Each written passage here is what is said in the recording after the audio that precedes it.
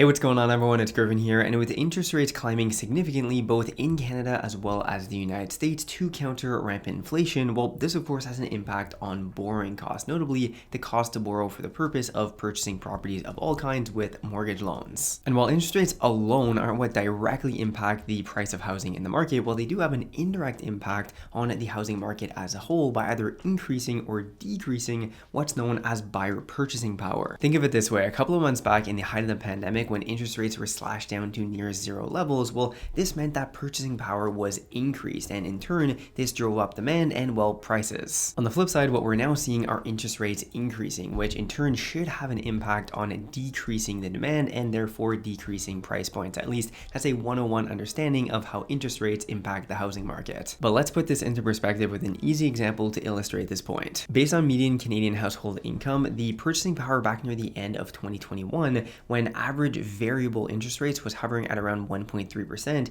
would be roughly $700,000. That's quite a bit actually.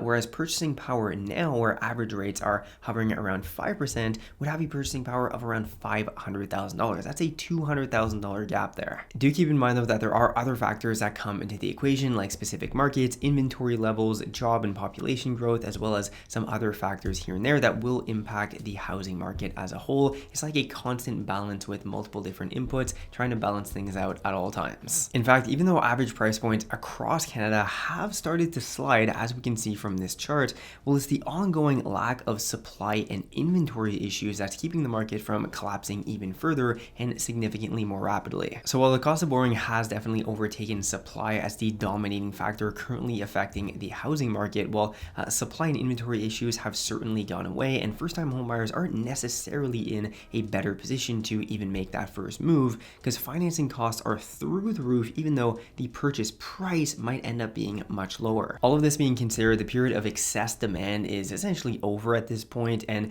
I think this is actually going to even be healthy for the market, bringing things back to a more stable level, and therefore this is a great period to actually brush up on your knowledge about how property investing works and how mortgages work in the first place, which is what we'll be speaking about in today's video. By the way, thanks to Nesto for sponsoring today's video, but more on how they can help you secure a fantastic rate for your next property later on in the video. All right, so generally speaking, a home is one of the largest assets and purchases really that the average person is going to make in their lifetime. And with that, well, the mortgage loan is the largest debt that most people end up taking on to purchase, well, the home in question, because not many people have hundreds of thousands of dollars just lying around to purchase the property in cash. So to better understand how mortgages work, well, we need to jump into their main characteristics, being principal, interest, municipal taxes, as well as insurance. Starting with principal, this is quite simply the amount of money that you owe to the bank for lending you those funds to make the purchase of the home that you're after in the first place. So for example, if you purchase a $500,000 home and you put the traditional 20% down as down payment,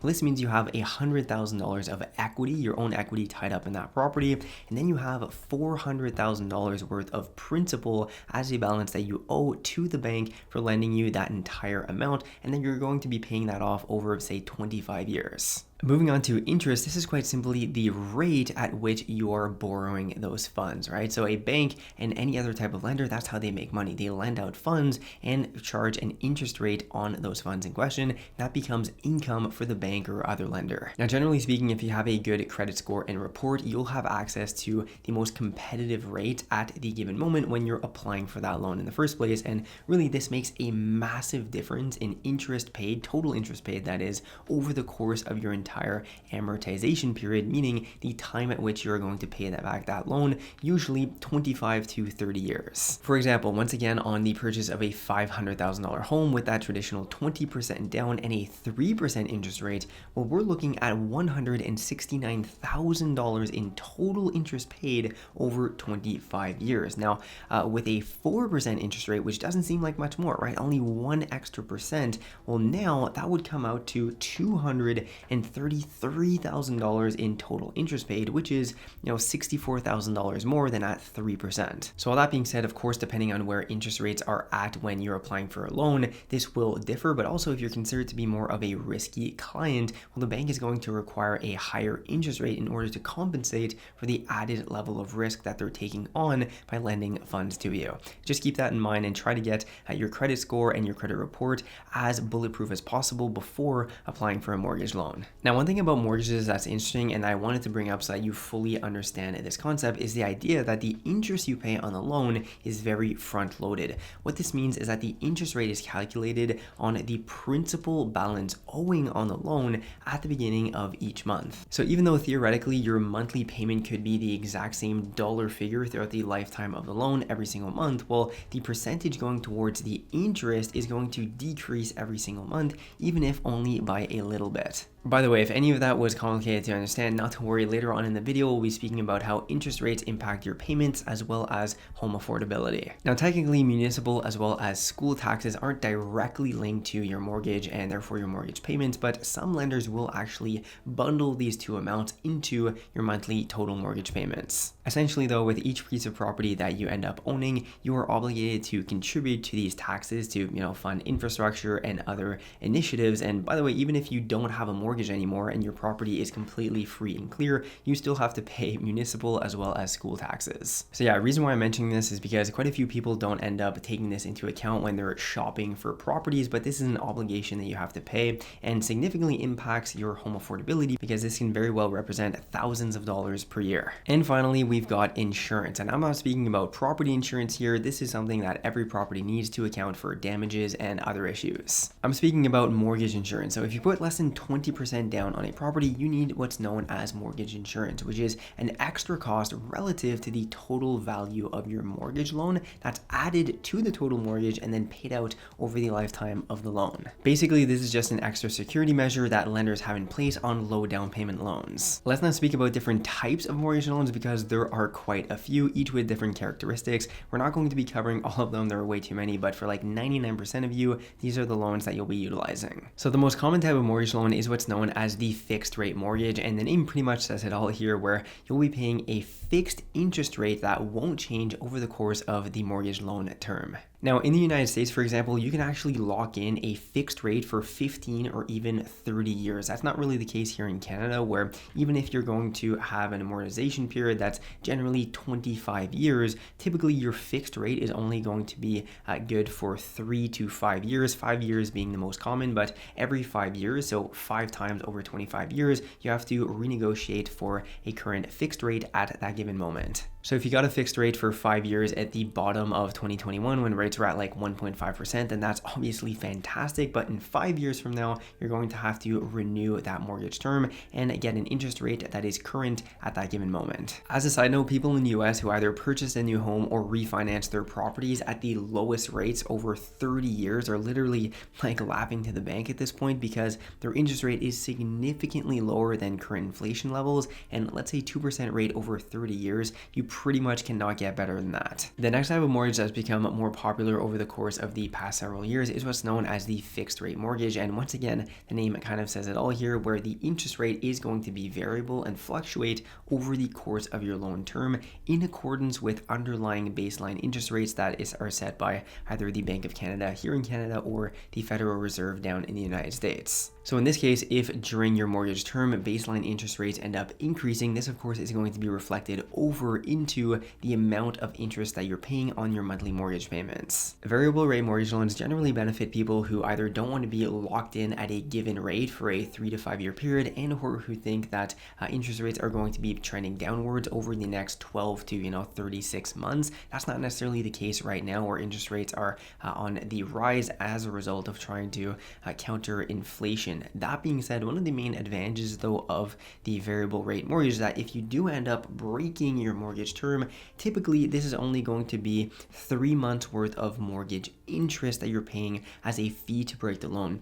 When you're looking at breaking a fixed rate mortgage loan though, usually the fees are significantly more, even going up to like $10,000 depending on the given rates at the moment. Right now though, a lot of people who end up getting a variable rate mortgage over the past 2 years are starting to feel squeezed, where every time the Bank of Canada or Federal Reserve is bumping up baseline interest rates, this is having a direct impact on either the amount of interest that they're paying per month on their total payment and or just the total amount of the payment in question. The next type of mortgage loan is what's known as an insured mortgage, and this can actually apply to both fixed as well as variable rate mortgages. However, the main difference here is that this mortgage loan is going to be insured by a mortgage insurance company, the main one in Canada being the CMHC. This comes into play on mortgages where the down payment is less than 20% of the total value of the property in question, all the way down to as little as 5% here in Canada. Down in the US, it's as little as 3.5%. And the main benefit here is that you're able to get into a property much sooner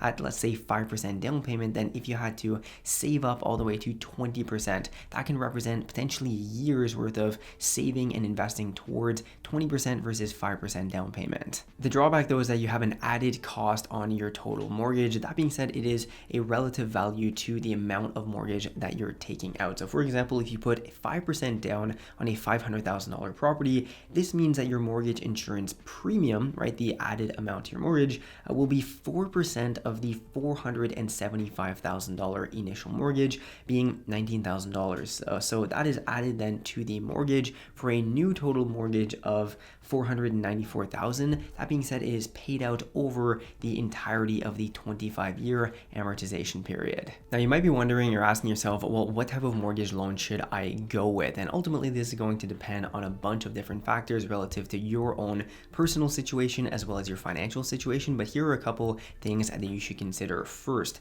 do you plan on staying in this property long term, right? Is this, first of all, a primary residence, or is this going to be an investment property? Do you plan on staying there for 2, 3, 5, 10, 15 years, or are you looking to maybe get into the property, refinance it, sell it at a later date? Really, what is your plan with the property? Second thing, are you comfortable with the current rates? Right now, fixed rates are, hovering right around 5%. That is quite a bit higher than only a couple of months back. That being said, if you are planning on staying in the property for a super long period of time, potentially that would be something that you're comfortable with, just knowing exactly how much you're going to be paying every single month versus the unknown of a variable rate. Again, though, that is something that you need to consider on your own, depending on your risk tolerance, if you feel comfortable with the rates, and really your goal with that property.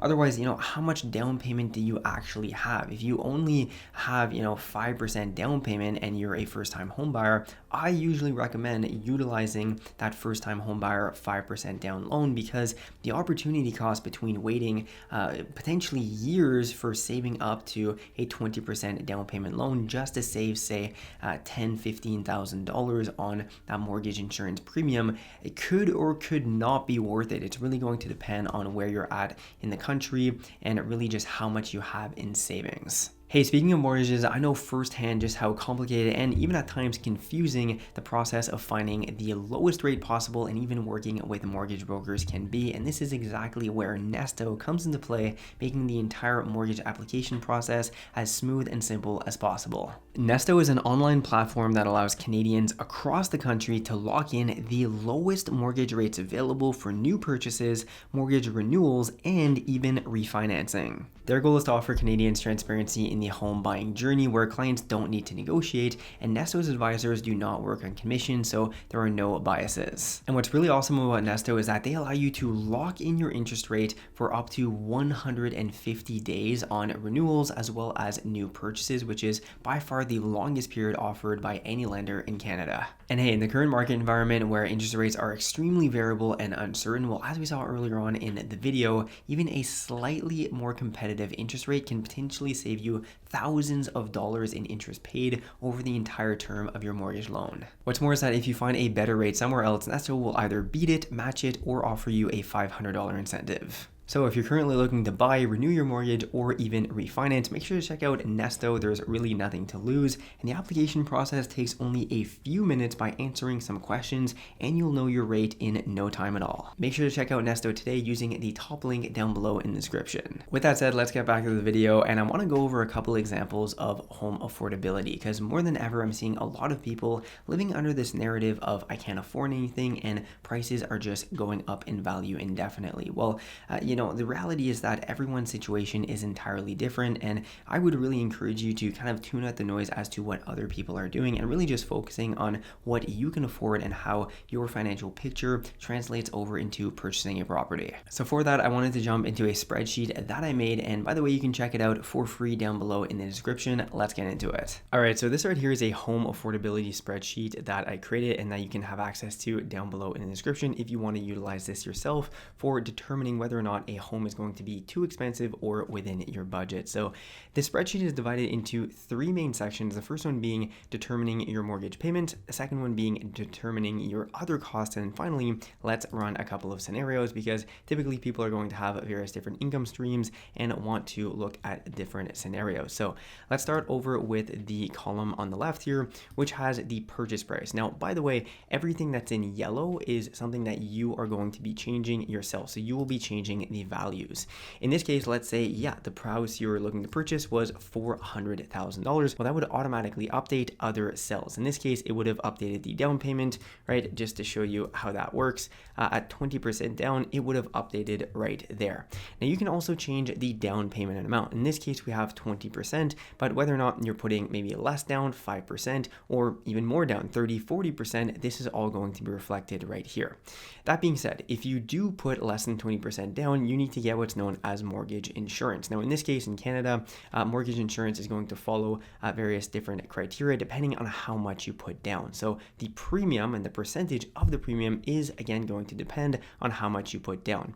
So in this case right here, this row, you're only going to change if, yes, indeed, you are putting less than 20% down, and that is going to be reflected right here. So if you put only 5% down, for example, well, then the actual mortgage premium would be 4%, and you would add that value right here, giving you a total mortgage. Now, in this case, we only have the total mortgage of $320,000.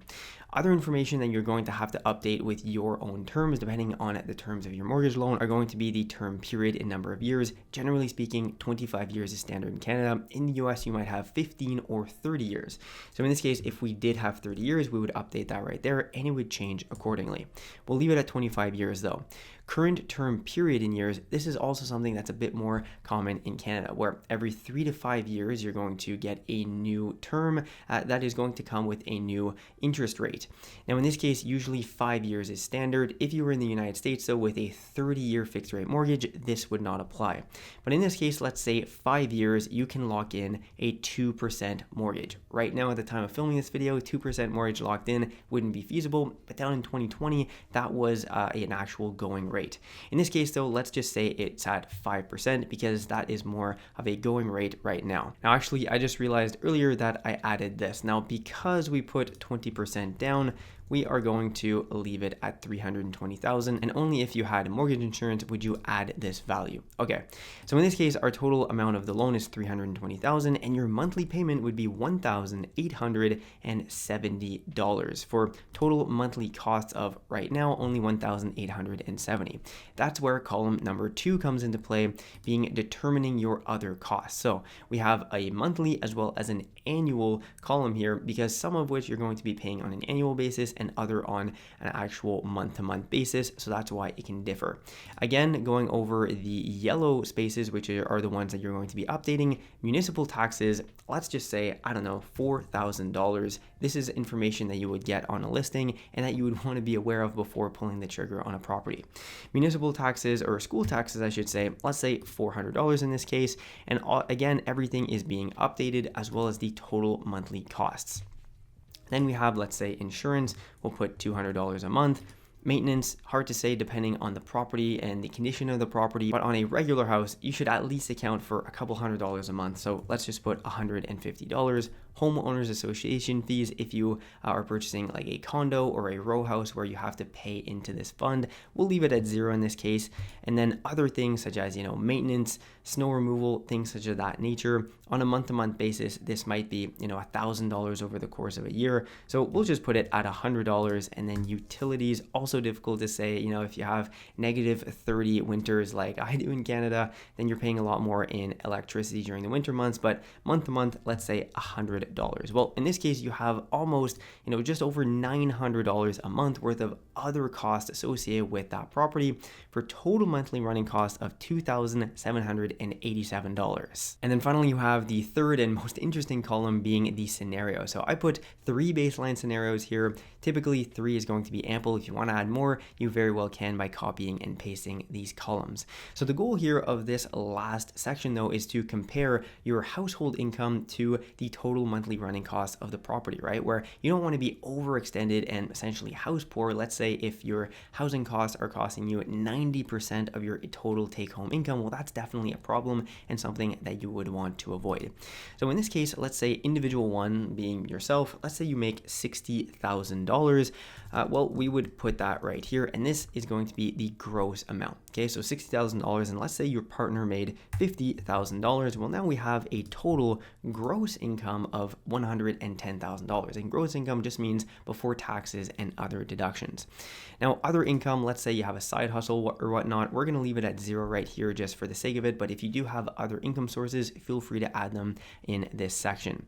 Now, so we have $110,000 in gross income, and then we need to look at the net income, because of course you're not paying all of your mortgage payments and all of that on your primary residence, at least with gross income. So we need to calculate the net income. I added a link right here to estimate your net income. It's just a really simple calculator. I'm not associated with it or anything, but it's a really simple calculator where you can input your income, and it's going to give you your net income at the end of the year.